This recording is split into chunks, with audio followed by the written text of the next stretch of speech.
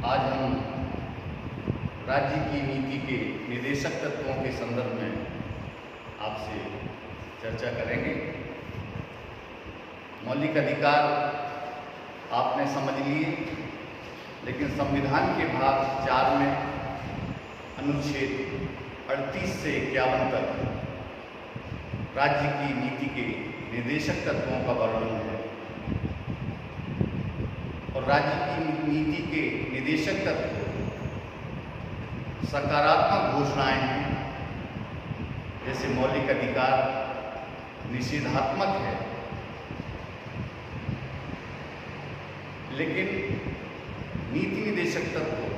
पूरी तरह से राज्य को सकारात्मक भावना से ओत-प्रोत करते हैं और ये वो घोषणाएं हैं जिससे किसी भी राज्य को लोक कल्याणकारी बनाया जा सकता है। मोटे तौर पर राज्य की नीति के जो निदेशक तत्व हैं उसमें आर्थिक सुरक्षा संबंधी तत्व हैं। समाज में न तनाव हो, न अभाव हो, न वैभव और बेबसी के बीच में टकराव हो। कोई व्यक्ति इतना गरीब भी ना हो कि वह अपना संपूर्ण जीवन यापन न कर सके और कोई व्यक्ति इतना धनवान भी ना हो कि वह दूसरे का शोषण करने लगे। तो आर्थिक तत्वों और सामाजिक तत्वों के आधार पर नीति निदेशक तत्व सरकारों को यह राह दिखाते हैं कि किसी भी तरह राज्य को लोक कल्याण के रास्ते पर चलना होगा। सामाजिक हितों की जहाँ तक बात है, सामाजिक सुरक्षा, समान नागरिक संहिता, इन सब बातों पर इन तत्वों के अंदर जोर दिया गया है। न्याय, शिक्षा और प्रजातंत्र की कैसे संरक्षा हो, कैसे मानवीय मूल्यों की ओर यह अग्रसर हो, इस बात पर भी नीति निदेशक तत्व जोर देते हैं। प्राचीन स्मारकों की रक्षा, जो प्राचीन काल में बनाए गए दुर्ग हैं, राष्ट्रीय महत्व की कलाकृतियां हैं, स्मारक हैं और भी कोई कलात्मक संस्थान हैं, उनकी संपूर्ण सुरक्षा और संरक्षा के लिए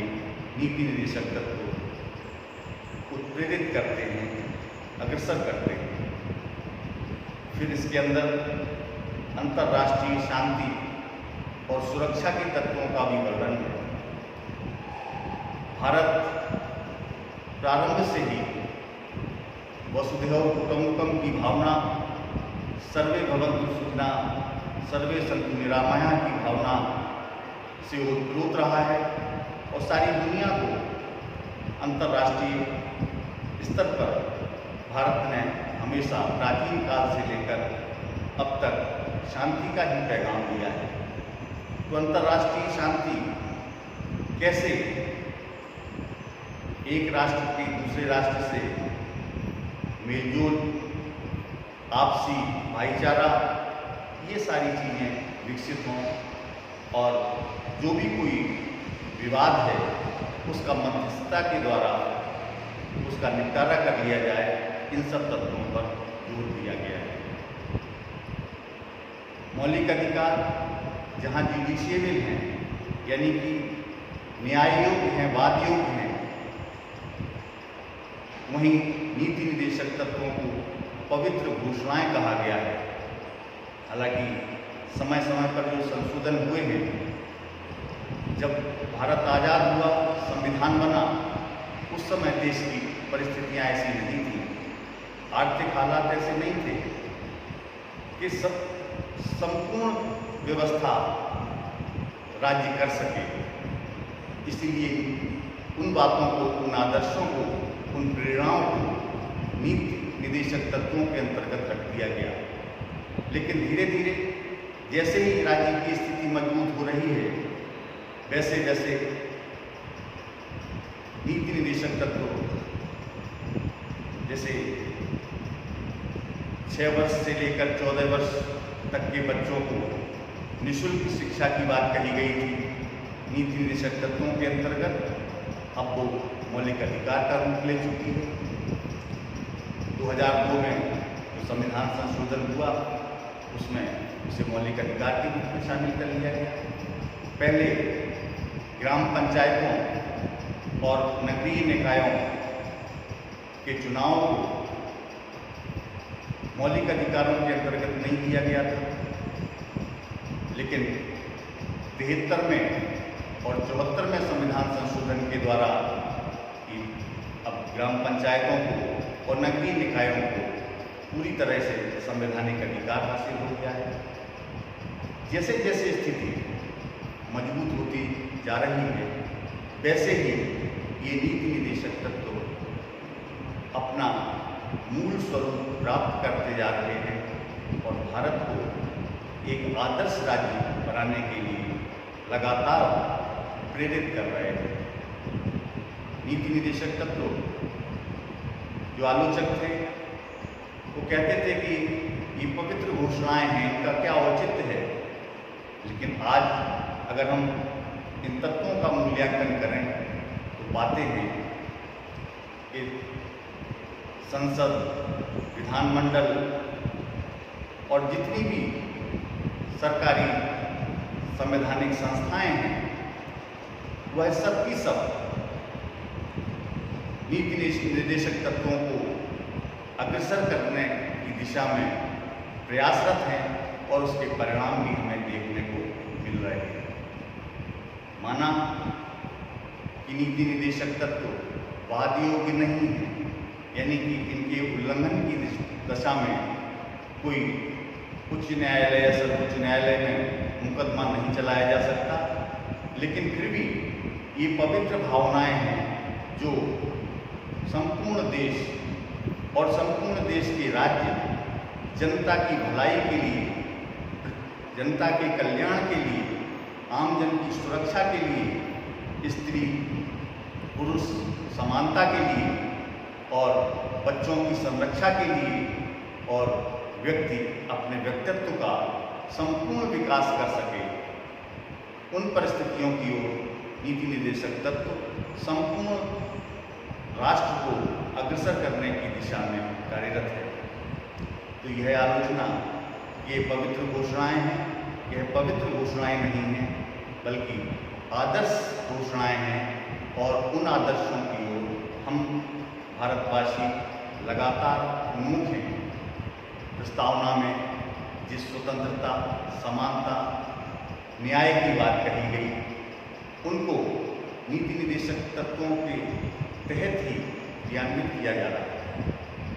यह स्वाभाविक भी है कि भारतीय संविधान निर्माताओं ने निश्चित तौर पर नीति निर्देशक तत्वों को संविधान में स्थान देकर एक महान और अनुकरणीय काम किया है और अब तक के 1950 से लेकर आज की स्थिति तक हम लोग जन कल्याण,